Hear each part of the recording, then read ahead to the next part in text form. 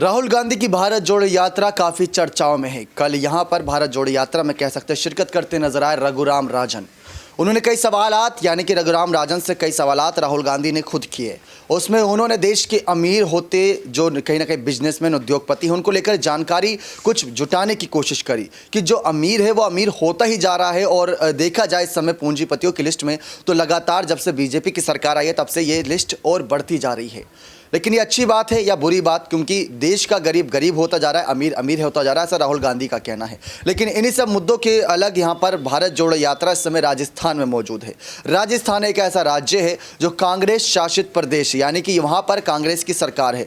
अभी देखा जाए तो हिमाचल चुनाव जीतने के बाद कांग्रेस 3 ही राज्यों तक सीमित है। अब आने वाले मध्य प्रदेश, छत्तीसगढ़, कर्नाटक और साथ ही साथ राजस्थान ऐसे कुछ राज्य रहेंगे जहाँ पर 4 से 5 से उम्मीद रहेगी कि वहाँ पर कांग्रेस की सरकार बन सकती है। लेकिन अगर राजस्थान में रिवाज चला तो कांग्रेस की सरकार नहीं आएगी। अगर मध्य प्रदेश में ज्योतिरादित्य सिंधिया का जादू चला तो वहां कांग्रेस की सरकार नहीं आएगी। अगर कर्नाटक में मल्लिकार्जुन खड़गे का कोई दबदबा नहीं देखने को मिला तो कांग्रेस की सरकार नहीं आएगी। और छत्तीसगढ़ में बात करें तो छत्तीसगढ़ में उम्मीद की जा सकती है यहां पर कि वहां पर कांग्रेस की सरकार आ सकती है अगर बीजेपी कोई सेंधमारी ना करे। लेकिन इन सब के बीच कांग्रेस के तमाम मंत्री जिसमें सचिन पायलट, अशोक गहलोत, गोविंद सिंह डोटासरा और साथ ही साथ जितने भी मंत्री मंच पर मौजूद थे, कल यहां पर भारत जोड़ो यात्रा के दौरान जब स्पीच दे रहे थे राहुल गांधी तो उनका गुस्सा फूटता नजर आया। राहुल गांधी की तुलना महात्मा गांधी से की जा रही है, क्योंकि महात्मा गांधी भी एक समय पर चलते नजर आए थे और भारत को जोड़ते नजर आए थे, भारत देश को एक साथ लेकर आए थे अंग्रेजों के खिलाफ। और यहां मोदी सरकार के खिलाफ राहुल गांधी पूरे भारत को एक साथ लाने की कोशिश कर रहे हैं ताकि पूरा भारत एक साथ आए और यहां पर मोदी सरकार के खिलाफ मोर्चा खोले और मोदी सरकार को उनके पदों से हटाता नजर आए। लेकिन क्या यह हो पाएगा? क्या यह मुमकिन है? लेकिन राहुल गांधी का गुस्सा किस तरीके से फूटा, किस कदर वो नाराज होते नजर आए, आप उनका पूरा बयान सुने जिससे आपको ज़्यादा जानकारी मिलेगी कि कांग्रेस के तमाम मंत्रियों जो कि उनकी महात्मा गांधी से तुलना कर रहे थे मंच पर, उस समय गहलोत भी, पायलट भी सब मौजूद थे, वहां पर कैसे राहुल गांधी का गुस्सा फूटता नजर आया। देखिए उनका ये पूरा बयान। डोटासरा जी ने गांधी जी और मेरी तुलना की, ये बिल्कुल गलत है। गांधी जी की जगह कहीं है और मेरी जगह कहीं और है, और तुलना करनी नहीं चाहिए क्योंकि वो महान व्यक्ति थे। उन्होंने अपनी पूरी जिंदगी देश की आज़ादी के लिए दी, 10-12 साल जेल काटी, तो उनकी जगह कोई और भर नहीं सकता है और उनके साथ मेरा नाम भी नहीं लेना चाहिए, पहली बात। अब दूसरी बात, मैं मेरे कांग्रेस पार्टी के जो मित्र हैं उनसे थोड़ी कड़ी बात कहना चाहता हूं। देखिए, जो राजीव गांधी जी ने किया, इंदिरा गांधी जी ने किया, वो शहीद हुए, उन्होंने जो करना था किया और अच्छा किया। मगर कांग्रेस पार्टी को हर मीटिंग में ये दोहराना नहीं चाहिए। देखिए, महात्मा गांधी जी ने जो किया वो कर दिया, जो इंदिरा गांधी जी ने, जवाहरलाल नेहरू जी ने, राजीव गांधी जी ने, सरदार पटेल जी ने जो किया कर दिया, वो अच्छा है। मगर हमें यह बोलना चाहिए कि हम जनता के लिए क्या करने जा रहे हैं, यह ज्यादा जरूरी है। तो मेरे दिल में बात आई, कभी कभी मैं जो आता है कह देता हूं, तो मैं आपसे माफी मांगता हूं। 2-3 चीजें मैं आपसे कहना चाहता हूं। देखिए, ये यात्रा हमने शुरू की, इसका लक्ष्य भारत को जोड़ने का था। कन्याकुमारी से कश्मीर ये यात्रा चलेगी और ये 2-3 मुद्दों को उठाने के लिए हम चल रहे हैं। एक आंकड़ा मैं आपको देना चाहता हूं, एक आंकड़ा मैं आपको देना चाहता हूं जिससे आपको सब बात समझ आ जाएगी। देखिए, हिंदुस्तान के 100 सबसे अमीर लोगों के पास उतना ही धन है जितना हिंदुस्तान के 55 करोड़ लोगों के हाथ में है। 100 लोगों के पास इतना धन है जितना हिंदुस्तान के 55 करोड़ लोगों के हाथ में है। हिंदुस्तान का आधा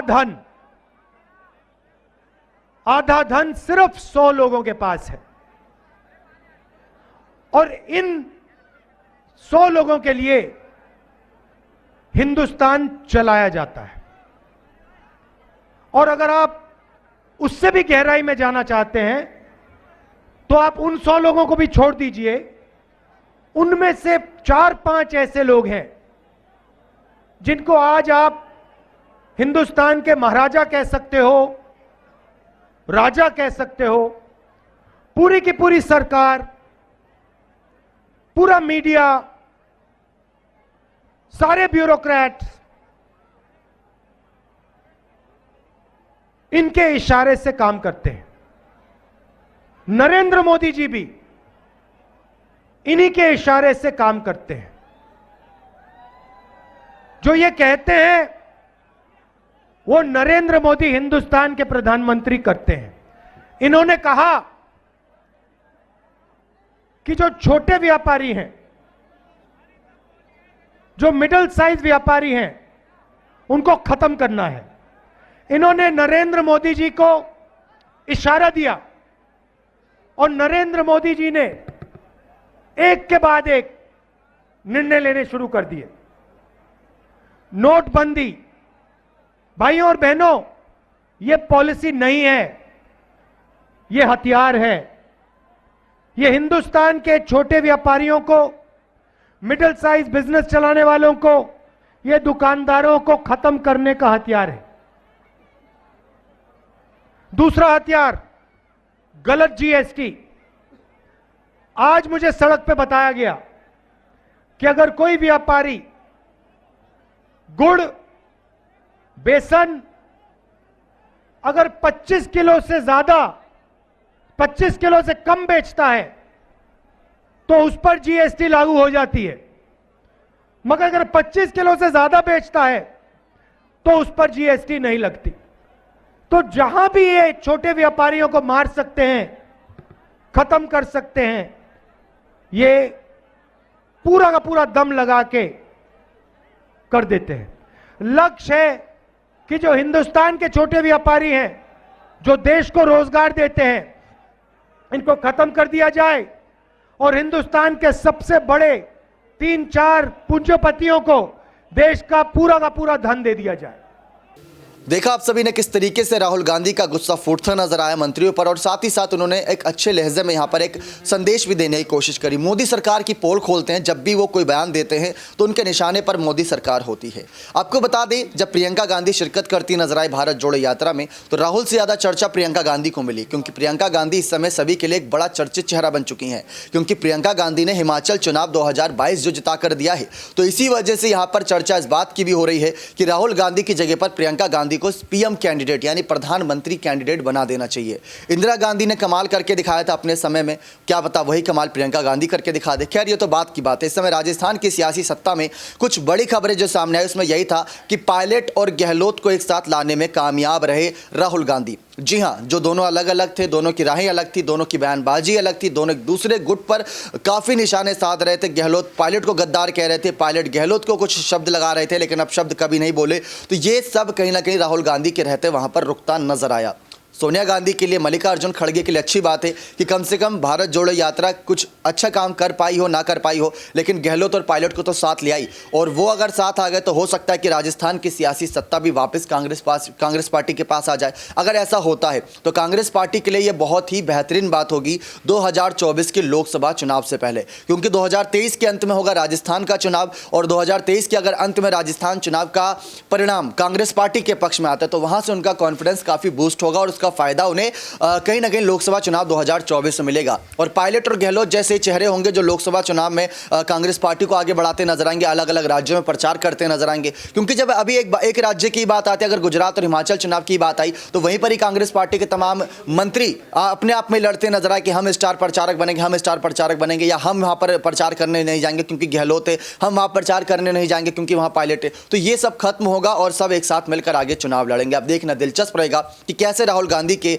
ये भारत जोड़ो यात्रा कितनों की ओर पोल खोलती है, कैसे यहाँ पर मोदी सरकार के तमाम जो उनके झूठे वादे थे जनता के बीच लेकर आते हैं। बने रहे चैनल के साथ, ऐसी और तमाम खबरों के लिए बहुत बहुत धन्यवाद।